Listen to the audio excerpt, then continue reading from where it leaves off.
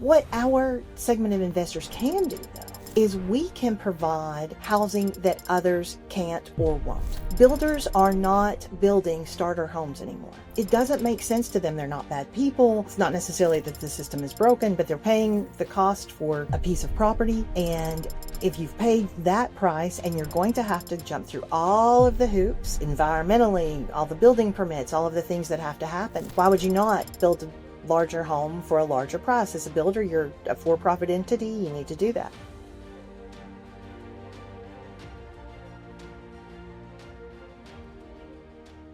Hello, and welcome back to the conversation. This is Mary Catherine Johnson, CXO of Planet Wealth. Welcome back to Fortunes of the Brave. I get to chat with, I think, someone you're going to find quite enlightening in our conversation. Rebecca McLean is the Executive Director of the National Real Estate Investors Association. Rebecca, welcome to the conversation. Thank you so much. I appreciate your inviting me. Yes, I can't wait to chat. So just for the people who don't know who you are, share a little bit about who you are and what you do, please. Sure. I am with the National Real Estate Investors Association. We just celebrated our 40th anniversary. It was very exciting. So been around quite a while. We're a nonprofit association that supports real estate investors of all kinds. And so my job is mainly to preach the gospel of real estate. So the good news of real estate, because we really believe in that. And one of our main focus is, we have three focus: to promote, to protect, and to educate, and to support the industry in those ways. And one of the things that really interests me about what you all do is that you've been able to take and run with some of the things that we have lobbied for and really fought for over time to help investors. And I'm excited about seeing that, because it's kind of seeing fruits of our labors over all of this time. Yes, I can't wait to dive into that, because I am neck deep in trying to help people navigate this whole, and just to let the cat out of the bag, what we're talking about is Reg CF and the Jobs Act, right? Yes. Yeah. So let's start with that, though, because there are maybe people who know what that is, maybe people who don't. Because I'll tell you, I have usually twice a week since probably April of this year. Twice a week, I have been conducting 90-minute masterclasses and specifically introducing real estate investors to the Jobs Act and Reg CF. And I ask every single time, how many of you have heard of the Jobs Act specifically being used for real estate? And we're talking 95% minimum of people have never heard of it being used this way. So let's dive into that. You were directly involved in lobbying for the creation and reform of this. Tell me about that. It feels like forever ago at this point, but we have always seen ourselves as being, again, there to protect and to promote our industry. And democratization of real estate is always what we've been about. So beginning in the 80s, when we began, and all of the tax rule changes made it really a much different environment for investors. And so that was kind of the beginning of where we were. And so over time, we have just tried to participate to make sure that we are lobbying for any of the opportunities that we can, and against any of the things that we feel is restrictive. And syndications was something that had been around since the 30s, right? So, coming out of kind of the craziness of the era and all of the financial crisis of that time, the rules were established, and Reg D, which is kind of the normal way things were always done, were put in place, but it was not available to the small investor. It just wasn't there. And the only time that you kind of saw some progress in that area was, I guess, in the 60s when REITs became available. So theoretically, in some way, smaller investors could participate in very large projects by participating in a REIT. Yeah. But talking about passive investing, that is about as truly passive as you can get. It's you can invest in any other stock that same way. But syndications were not really available to the small investor, even though under Reg D, you could have up to a minimum amount of some that were non-accredited. because I don't know how much you teach about this in your program, but the difference between an accredited investor that has a lot of liquid cash available and those who are not accredited, who may have a lot of assets and may very well be able to invest, but it looks more tied up based on the rules that surround Reg D. Right. And so not available to a lot of people that would be our sized members. So when 2008 happened, and there were all of the conversations going on about, oh, we need to get money into the system. We need to find ways for investors of all kinds to participate, because everybody's sitting on money. Either they don't have it or they're terrified and they're sitting on it. So we need to find ways to get those dollars back into the system. We need to find a way to get investors more active. And so we started participating in those conversations, and we had a lobbyist that just literally moved to DC for a while to have conversations just surrounding that as the Jobs Act was coming into place. And that was, I guess, 2012, Yep. when the Jobs Act originally came through. So lots of conversations there. And anytime that legislation is written, you don't know what it's really going to happen until the rules were written around it. And so, waiting for how that shook out. And there was progress. There was progress made under Reg D, but there was still a lot of room for improvement. And didn't see kind of what you see now until, I guess that was 2016, when CF came into place and crowdfunding was all the rage. And so we were able to really talk about that and help them as legislators understand what that could mean for individual investors and how investors were doing. I mean, people were pooling in small ways, in very accurate, based on the SEC ways, but it only could be in private conversations. You could only find ways to put together partnerships, either LLCs or other ways to do that, through private conversations. You couldn't advertise. You couldn't solicit. And so platforms could not exist to bring people from across the country who want to find each other. And our REIA network at least made that somewhat available, because we've got over 120 groups across the country. So people could at least go to a REIA group and have some of those conversations, and we're still networked, so that we were inside a community and still could basically pass some of the litmus test of being in a community conversation. But you didn't have those open ways to find each other and to find investments like you do now. And so we think it was such a huge win to be able to have this passed and to be able to have the addition of technology to investors and the opportunities that they have. Yes, that is so fascinating. It's so amazing to hear someone who was on that front line, because again, I talk about this every week. I talk about, April, I think it was April 5th, 2012, when it was signed into law. And then it wasn't until 2016 that the SEC finally figured out all the rules and was able to administer it. And even then, the number of actual raises for real estate is minuscule. Tiny, yes. It's just minuscule, and it is absolutely perfectly positioned. Real estate and the way it works is perfectly positioned to be able to utilize this whole incredible resource to be able to raise capital around. So let's talk about that a little bit, because you talked about, or at least I know, you mentioned community, mentioned groups and all of that. One of the things we advocate for our customers who come in and want to use our platform for raising capital in this way is to have a very strong why, a very strong purpose behind what they're doing. And I love, when I was reading some information about you, how you're talking about more of the community level housing and revitalization projects. It is so incredibly refreshing when I talk to someone, and I talk to these people all the time, who are coming in and saying, one gentleman I talked to wants to revitalize whole blocks in Chicago, right? Another one wanting to do the same thing in Detroit, right? Another one wanting to do the same thing in LA. So talk to me about how community plays an important part in this idea of crowdfunding for real estate. Well, it's huge. We actually started a program in holy cow, let's see, I started with National REIA in 2001, and had been working with local governments with a program that I had developed, and we worked with National REIA through the REIA groups. It was a program called Building Better Communities. And so long before there was the crowdfunding mechanism to do so, we were encouraging people to do as much as they could to invest in communities and to give them new life.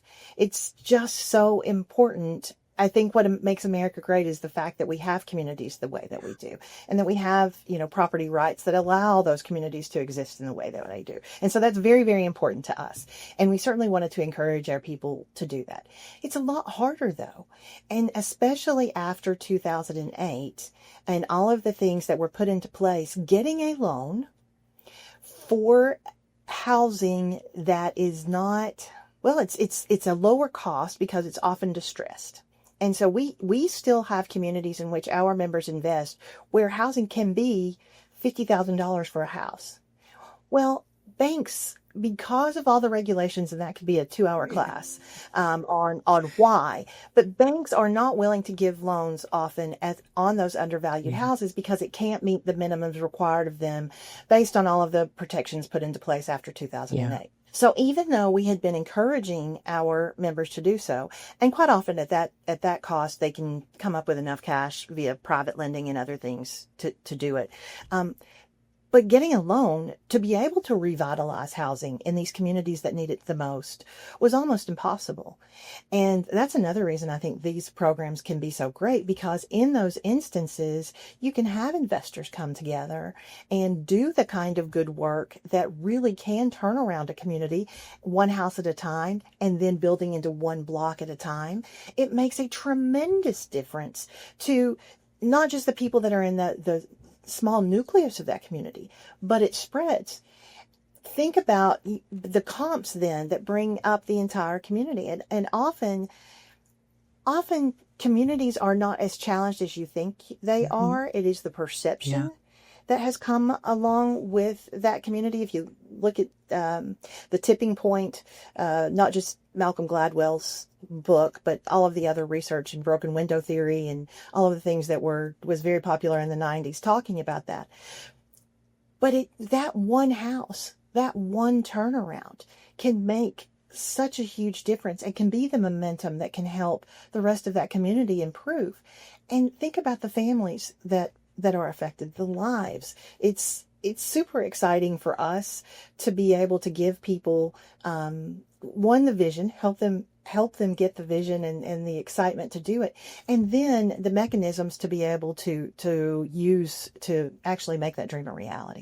It has been such a breath of fresh air talking to real estate investors in that way. Every story is unique. Every reason they want to focus on a particular community is unique and powerful. A gal I was talking to today, that's exactly what she wants to do. She wants to help homeowners before they foreclose or go into bankruptcy, right before they're offering their distressed property or they're trying to sell, and they're going to go into foreclosure if they don't get it soon. So she wants to come in, purchase that property so they don't foreclose and put that on their record, or go through bankruptcy and put that on their record, and be able to help them out of that home if they can. And then she's going to rehab it. And then instead of, she gave me an example, one of the properties we were talking about, she purchased this distressed property built in 1979 for $20,000 in Texas. And it's a third of an acre. And she says it's probably going to cost us $100,000 maximum to rehab it. And she could easily turn it around and sell it for a pretty good profit at $210,000. But she says, you know what? I don't want to go the top of the market. I want to try and help an actual family who right now, she was a teacher. And so many of the children in her classes when she would teach, they would have 3 different addresses in a year, physical addresses, because they were kicked out of one apartment or had to leave one apartment. So she's like, I want to help these families have a home that they can't be kicked out of unless they do things that cause that. But that's her purpose. And so she's purchased a property for $20,000. She helped that person not have to go through foreclosure.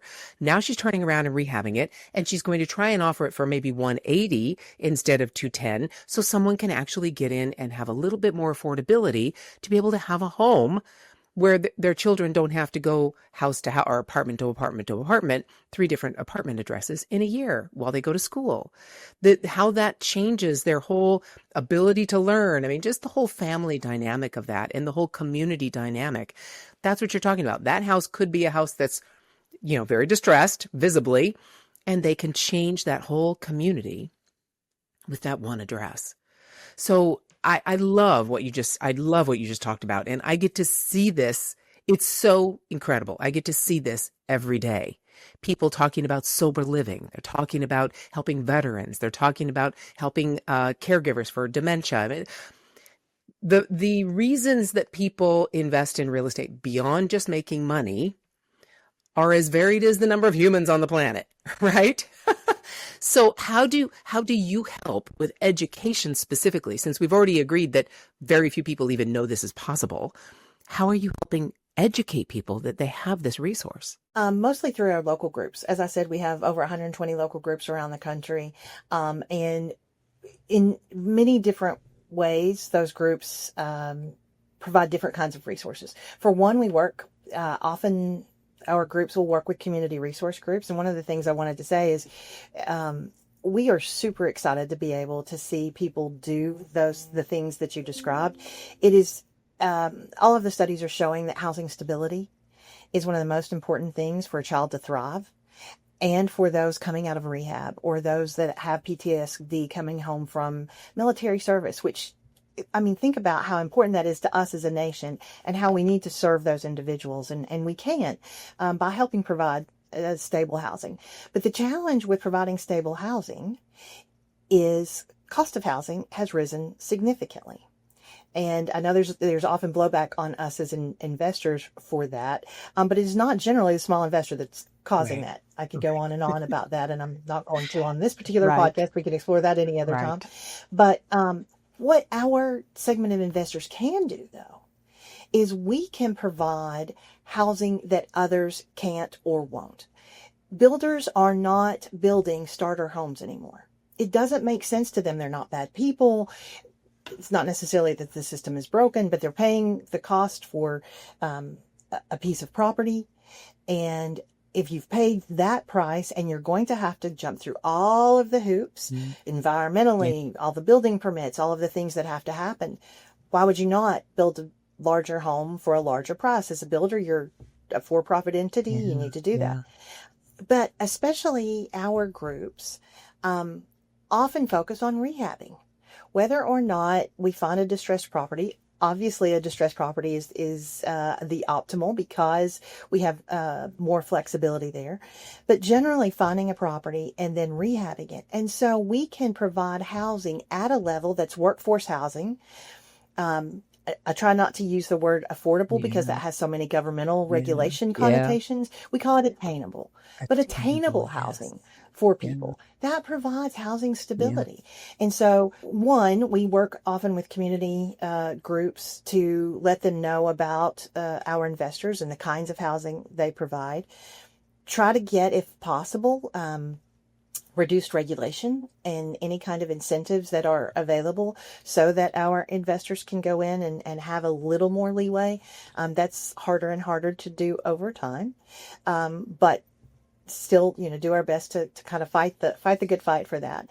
But then teach our owners to be responsible and to, all of the things that they need to do diligence on their part to be able to keep their costs down. We also provide cost savings programs as well as, not just the due diligence checklist that kind of give you the background of what to watch out for so you don't end up, something that bites you on the back end that you didn't realize was a regulation or something you needed to keep in mind that can significantly add costs.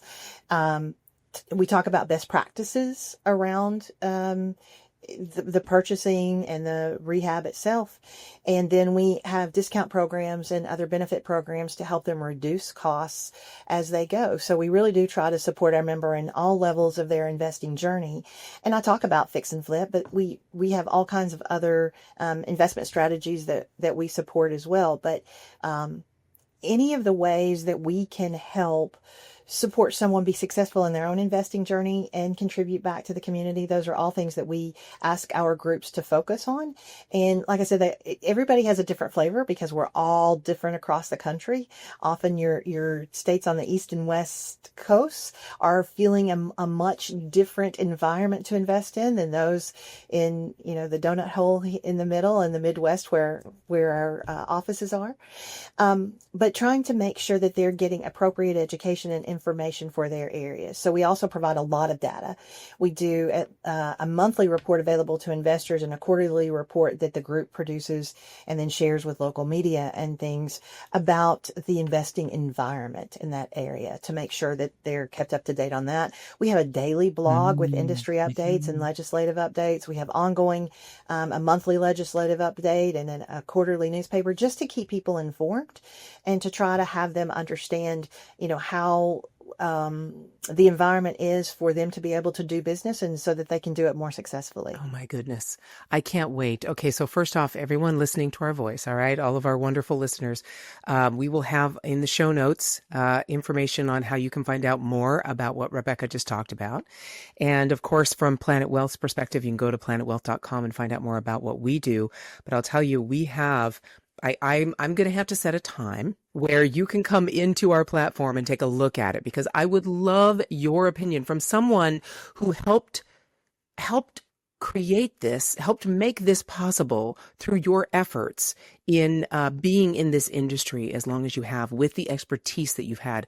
I would love to have your feedback on our platform because our platform has every single step necessary automated in a step-by-step process to get from, all right, I think I want to fund a deal to I'm actually accepting investor money. Every step in between, and not just software automated, but humans, not just pre-recorded videos, but an actual human to walk you through each step and do it. We call it GSD. And the PG version of that is get stuff done. Okay. For us. We use that. Yeah. We are a GSD organization. And so we want to sit with people and make sure they can navigate this as simply as possible with, I add, our team adds a little bit of mischief to it too. So I'll just leave that alone. But, tell me a little bit more. Give me some stories about maybe some entrepreneurs who have broken through this barrier and realized once people realize what's possible, how have people used the knowledge that you share with them and the mentorship you share with them and used it to break through this regulation potential red tape and actually have some success with it? Well, I can tell you that there have been a handful, at least, that we're aware of and have gotten to kind of share their journey that have actually used the syndication model. So even before it became, with CF, I think it's so much simpler. And I love hearing about what you're doing and how you're doing it, because I think if more people understood it and they didn't get overwhelmed, that it could be such an opportunity for them. But what tends to happen is someone will come in and many people have come in and they'll do one house. And if they're mentored correctly, and if they don't find themselves in a challenge that they did not expect, then they can have enough success with one house to parlay that into others. And we also talk a lot about, wealth building. Some people will, watch HGTV and get excited about, doing the rehab thing. And that's fine. But it's not all roses and rainbows, as it's often painted. And so they can get in over their head. But two, doing rehab as a standalone has tax consequences they don't expect, and you're just buying another job. once once you sell the rehab, then you got to go find another Yeah. job, and you're again and again. And so that's not building wealth necessarily. I mean, and that's great if that's what you love to do. Certainly, we support and we'll help with that. But it's not building long-term wealth in the way that do a couple rehabs, hold one, do a couple rehabs, hold one, Yeah. or participate in a syndication. And so you have that kind of more passive investing, and you have a way to build wealth. And so telling the truth about the opportunities is also important to us. And there have been several people who have started as rehabbers, have built into either a rental owner or gone on to do multiple syndications, either through a Reg D offering, or have found a way to make that work on the crowdfunding side. And it's been so great to watch them grow. One gentleman came to a REIA meeting with his father, who had thought that his son was not motivated enough, and he needed to find himself and find the thing that motivated him. And it actually did. He got very excited. The father helped him through his first house, and he went on to he has done several syndications and owns some rental properties privately, and is a tremendous success. And it was such a great journey to watch, because it was true. As much as we laugh about what Dad was saying, that he just needed to find something that was, his dream, it ended up being that for him. And it was just such a great journey to watch as he matured and the business grew. Wow. And we see things like that happen all the time. And that's why I'm still here. That's why until they make me, I probably won't retire. It's just very fulfilling to watch. Isn't it incredible? I'll tell you, I was an entrepreneur. I've been an entrepreneur since 2003. I left my last W-2 job in 2006 and dove in headfirst. And I've been an entrepreneur since then, until Planet Wealth came knocking. And I am a W-2 employee again. And the only reason I am is because of this mission. This ability, we are on a mission to close the wealth gap. And real estate is one of the tools, just one of the tools that we are using to help people use this new law to build wealth and to close that wealth gap. But, beyond that, the next frontier, I don't know if you agree with this, but the next frontier for real estate reform especially might be equitable access to ownership. And through that, I don't know whether you feel this way or you can speak to this. I think you can. But why is policy and partnerships and local collaboration, why do those three things together matter as much as capital to help people have access to ownership? The government tends to try to do its best to protect us in many ways. And for the most part, I tell myself at least that it's very well-meaning. I think we all know what you mean. Yes. That's the story Let's I tell just leave myself, it. is Yeah. that they mean well, they really do, but they don't understand the reality of life. And so one of the biggest challenges with Reg D was the accredited investor piece. And like I said, a lot of people who could easily participate in the kind of sharing of equity and the sharing of the debt that leads to that, they could participate, they could easily participate, and it would be comfortable, but they would have never passed all of the cutoffs to be able to be considered an accredited investor. Before that, community was the only way to be able to put people together, and small communities and local communities.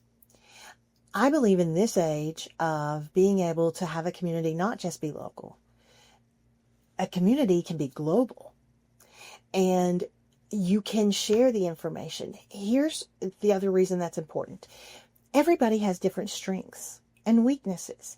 And so you can bring together people that have different perspectives and different strengths into that real estate opportunity, and they will give you a better perspective on the deal and a stronger deal because they can all bring different things to it. And having someone on the ground who is familiar with that local area, because one side of the street could be different than the other side. It used to be just pockets, but it can be, at least locally here for us, it can be very different in terms of taxes, in terms of livability, in terms of employment and access to transportation for that area. So all of those things, having the local information and flavor and knowing how that is in a community, that person may not be bringing a ton of money to the deal, but the experience and the information that they can bring is very important. And so having different people have different roles and different input can really build that community so that the investment is safer. So some of the things that the government is trying to protect us from, we can protect ourselves from by having access to each other and to each other's information and wisdom. And how long have you been in this game? And one of the things that we say is the further we get away from 2008, the scarier it gets for me, because investors in this market have only seen up. Yeah. They've only ever seen up. They've seen maybe a blip here, a blip there, but they've never seen down. And before that, about every 10 years, we had a dip and a decently significant dip. And so you didn't have to be in the real estate community for longer than about 10 years to be able to see what those market rhythms looked like and to see how things happened, the warning signs, and how you got through the tough part and got to the other side. Because we have been so long straight up, I think it's difficult. It will be difficult because there will be a blip. I mean, you just can't, markets can't sustain forever. It just can't. It's not on a straight up trajectory. So there will be a blip. And if you've never seen it and you never had to live through it and you never had to deal with finding resources and making things work in different ways, I think it's going to be challenging for some of those investors. But if you're in a community and inside that community, you've got individuals that have lived through worse, that have seen a little bit of everything, it brings so much stability to the community because they're able to think in different ways. And that experience really does have just a huge value. So all of those things, I think, contribute and are important. When you're a lone wolf investor, you may have some speed and you may be able to, bob and weave a little bit, but you don't have the grounding. You don't have the support. That is so, so true. And I've got to tell you, I'm so excited just from the little bit of time we've been able to talk. It's very, very clear that your mission connects exactly with what we're trying to do at Planet Wealth again as well, and expand capital access and entrepreneurship and financial education to those who want to build wealth and strengthen the fabric of their communities. Because really, ultimately, that's what we are. We're a collection of communities brought together into a state, or first a county, then a state, right? And we go all the way up to federal. That's what we are. At our core, at our heart, we are a collection of communities. Rebecca, thank you so much for spending this time with me. Is there any last piece of advice you'd like to give to those listening to our voices to help them dive into this new world that they probably were just now introduced to through these new regulations? Not new anymore. They've been here. They've been able to be used for almost a decade. So any last piece of advice? Just do it. Get involved, but don't do it blindly. There are so many resources out there. There's your community. There's ours. The strategies that you have available to people makes it so much simpler than it used to be. So, don't let all these advantages that you have now pass you by. Take advantage of those. Look into them, understand them, and use them, and get the support of the communities that go with them. Absolutely. All right, everyone, go to the show notes for this episode to find out how you can connect with Rebecca and her community. You'll see information about Planet Wealth as well. But like Rebecca said, just do it. Just jump in. Just test the waters. Just see what's available with your eyes open. Don't just jump into anything and pay oodles of money for something until you've done research and you understand what's involved, because this is a regulated process and you want to make sure you're at least prepared for that. But thank you so much, Rebecca. I'm so happy we got to connect today. And I have a feeling this probably won't be the last time we chat. At least I hope it won't be. I agree. Did this episode help you tackle a mindset shift? Leave us a review on Apple Podcasts. Your feedback can provide actionable solutions to others seeking access to opportunity.